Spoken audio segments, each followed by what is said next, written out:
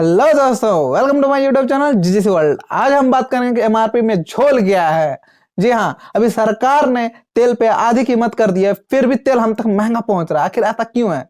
कहीं ये भी तो एमआरपी का झोल के कारण ही तो नहीं हो रहा है? आइए इसके बारे में हम पूरा जानते हैं।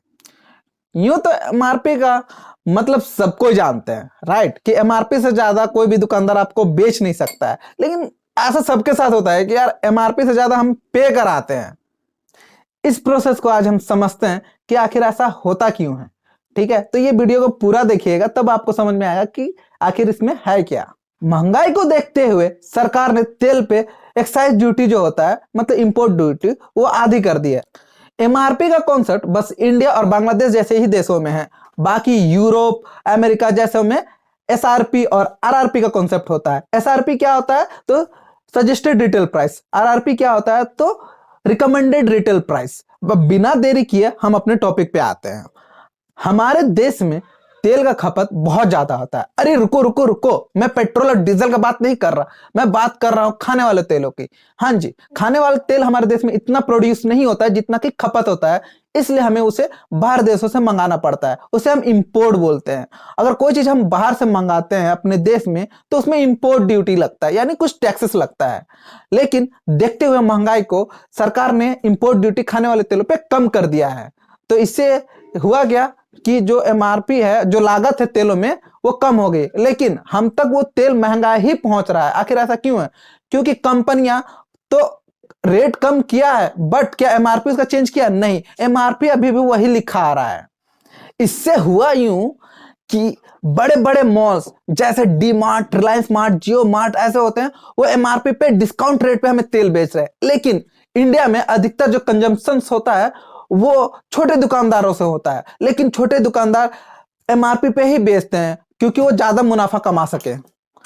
आपने तो सुना ही होगा कि एमआरपी में मोल भाव होता है, लेकिन क्या कोई छोटा दुकानदार आपको एमआरपी से कम में देता है? नहीं, वो प्रॉफिट के लालच में आपको एमआरपी में ही बेचता है। तो इसका सीधा असर हमारे जेब पे पड़ता है। बहुत सर खपाने के बाद चला, साला एमआरपी का सिस्टम में ही खोट है। अब उदाहरण के तौर पे हम फॉर्च्यून तेल को लेते हैं। फॉर्च्यून तेल का एमआरपी 190 रुपए है।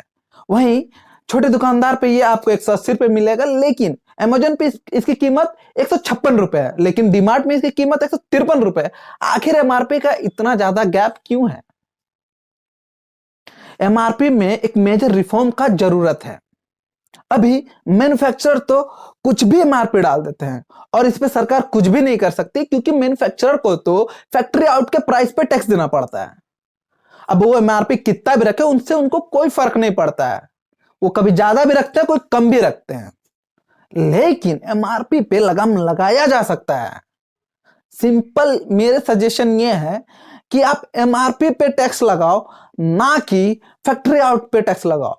तो मैन्युफैक्चरर टैक्स बचाने के चलते एमआरपी कम रखेंगे, वो मजबूर हो जाएंगे एमआरपी कम रखने के लिए। तो इस प्रकार से जो यूनिवर्सल रेट है वो सबके पास मिलेगा।